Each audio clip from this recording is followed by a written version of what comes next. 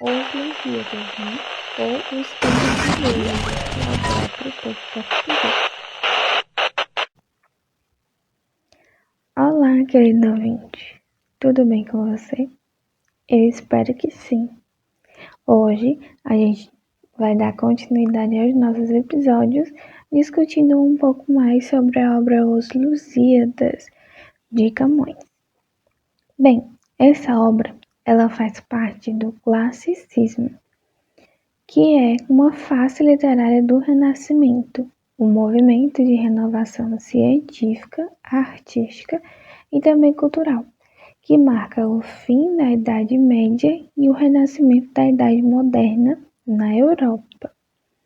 O Renascimento ele é fruto do crescimento gradativo da burguesia comercial e das atividades econômicas entre as cidades europeias.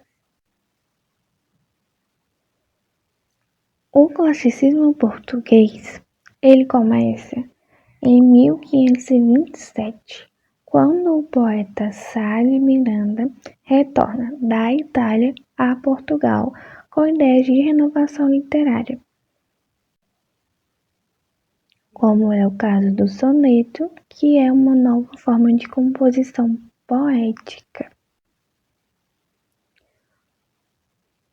Com o desenvolvimento do classicismo português, a gente tem o mais importante autor deste período, que é Luís de Camões. Luís de Camões, ele apresenta uma biografia incerta e cheia de aventuras. Uma das poucas certezas que temos sobre a sua vida foi que ele foi um soldado que perdeu o olho direito combatendo na África. A produção dele é uma produção poética, rica e variada, que abrange tanto a poesia lírica quanto a poesia épica. Na poesia épica, a gente tem a nossa obra, que vamos debater um pouco mais hoje, que é Os Lusíadas. Os Lusíadas, ele é um poema que celebra feitos marítimos e guerreiros recentes de Portugal. O livro também narra a história do país de sua fundação marítima, né? Até o período histórico. O herói dentro do poema é o próprio povo português, e o enredo gira em torno da viagem de Vasco da Gama em busca de um novo caminho para as Índias. O poema ele é escrito em 10 contos e tem 1102 estrofes, composta em oitava rima e versos decassílabos e 5 partes. Já na poesia lírica, Camões escreve versos na medida velha, que eram versos em redondilhas, e na medida nova, que eram versos decassílabos. Mas é no soneto que a lírica camoniana alcança o seu ponto mais alto.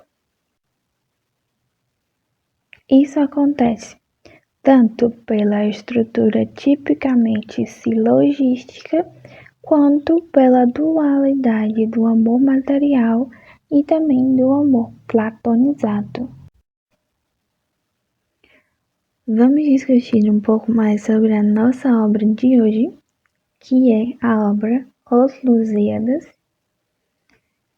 Bem, a obra Os Lusíadas, ela é uma poesia épica do escritor português Luís Vaz de Camões. É a primeira epopeia portuguesa publicada em versão impressa. Provavelmente, esta obra ela foi iniciada em 1556 e concluída em 1571, publicada posteriormente em Lisboa em 1572. no período literário do Classicismo. 3 anos após, ao regresso do autor do Oriente via Moçambique. Bem, esta obra ela é composta por 10 cantos de 1.102 estrofes e 8.816 versos em oitavas decassílabas, também sujeito ao esquema rímico fixo de A, B, A, B, A, B, C, C. Oitava rima real ou camoniana. A ação central da nossa obra de hoje é a descoberta do caminho marítimo para a Índia por Vasco da Gama, à volta da qual se vão evocando outros episódios da história de Portugal, glorificando o povo português. Por este motivo, o próprio povo português é o herói do nosso poema de hoje.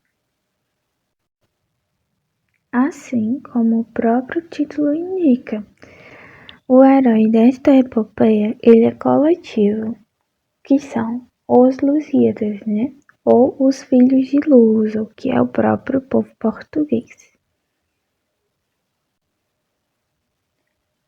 Bem, nos alongando um pouco mais a respeito da estrutura da nossa obra, a gente tem a estrutura externa, que refere-se à análise formal do poema, ao número de estrofes, ao número de versos por estrofes, número de sílabas, à métrica e ao tipo de rima, ao ritmo, às figuras de estilo e assim por diante.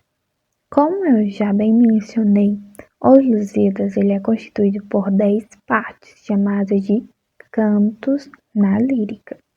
Cada canto tem um número variado de estrofes, em média 110. As instâncias são oitavas, tendo, portanto, 8 versos. A rima é cruzada nos 6 primeiros versos e emparelhada nos 2 últimos versos, que são A, B, A, B, A, B, C, C. Cada verso também é constituído por 10 sílabas métricas, que são os versos decassílabos, na sua maior heróica, acentuados nas sextas e décimas sílabas. Sendo esta obra uma obra renascentista, não poderíamos deixar de enaltecer que ela segue a estética grega, que dava particular importância ao número de ouro. Assim, o clímax da narrativa é a chegada à Índia, que foi colocada no ponto que divide a obra na proporção áurea. Mais adiante, temos a estrutura interna, que relaciona-se ao conteúdo do texto. Esta obra mostra-se uma epopeia clássica ao dividir-se em 4 partes, sendo a primeira proposição, a segunda invocação, a terceira dedicatória e a quarta a narração. E por fim, há um epílogo a concluir a obra. Os planos temáticos da obra são o plano da viagem, onde se trata da própria viagem da descoberta do caminho marítimo para a Índia por Vasco da Gama e por seus marinheiros. Também o plano da história de Portugal, que são os relatos dos episódios das histórias dos portugueses, o plano da mitologia, que são as descrições das influências e as intervenções dos deuses da mitologia greco-romana na ação dos heróis, e também o plano das considerações do poeta, que refere-se às considerações de Camões enquanto poeta e admirador do povo português, sendo esses povos o próprio herói da história. Desta forma, podemos dizer que essa obra é mais do que somente uma obra literária, ela se torna uma obra de arte, pelo empenho do autor em manter esta tão regularidade formal. E é por isso que eu convido vocês a conhecer um pouco mais sobre esta obra e viajar nessa leitura maravilhosa.